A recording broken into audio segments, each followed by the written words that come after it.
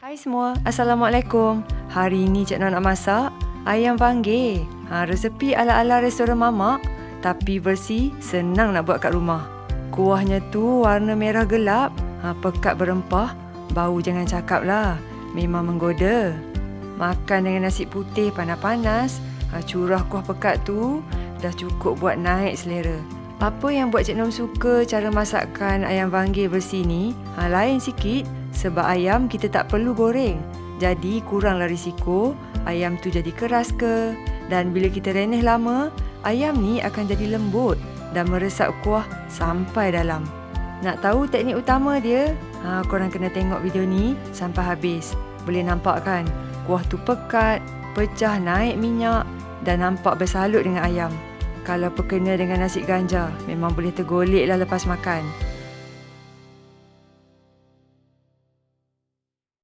Okey, jom kita mula. Cik Nom nak sediakan ayam dulu. Ni setengah ekor ayam, potong 12. Basuh dulu, toskan air. Lepas tu masuk dalam mangkuk. Dan kita gaul dengan garam.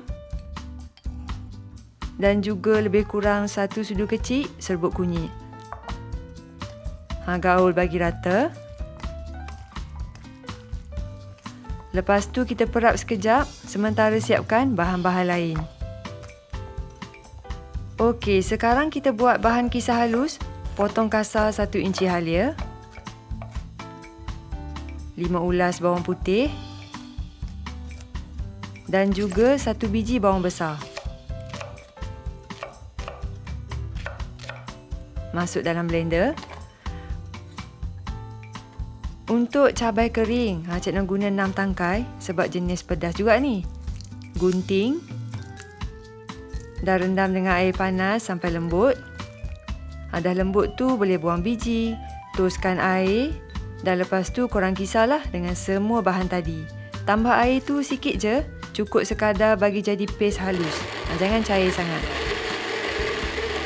Sekarang kita sediakan pula campuran rempah kering. Satukan 1,5 sudu besar serbuk kari daging, 1 sudu kecil serbuk ketumbar, setengah sudu kecil jintan putih dan setengah sudu kecil jintan manis. Tambah juga 1 sudu besar serbuk cili dan setengah sudu kecil serbuk lada hitam. Lepas tu korang ketepikan dulu. Dan ni 1 biji tomato kita potong kasar. Tomato ni nak bagi rasa masam manis, umami semula jadi dan juga bagi kuah pekat melekat gitu. Okey, dah boleh masak. Panaskan minyak secukupnya. Bila minyak dah panas tu, masukkan 1 tangkai daun kari dan tumis sampai naik bau. Lepas tu korang masukkan bahan kisar halus tadi dan tumis sampai betul-betul pecah minyak. Nak masak masakan yang berempah ni, elok kita guna kuali yang tebal. Senanglah nak jaga rempah, tak mudah hangit, masak pun sekata. Warna pun jadi gelap sikit dan bau rempah tu memang naik. Api jangan kuat sangat waktu ni.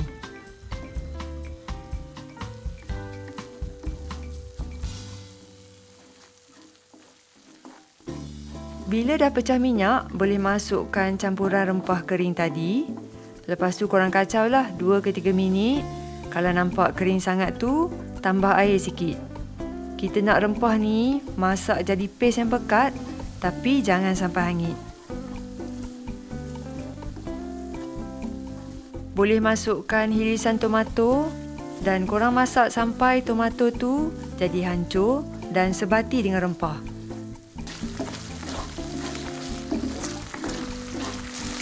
Sepanjang ni boleh tambah air sikit-sikit lah kalau perlu. Asalkan jangan jadi berkuah sangat. Okey, dah nampak cantik dah. Boleh masukkan 1 batang serai yang dititik. Kemudian masukkan ayam yang diperap tadi. Resepi ni kan, ayam memang kita tak goreng. Tu lain sikit. Kita perap saja. Ala-ala kari yang pekat pun ada.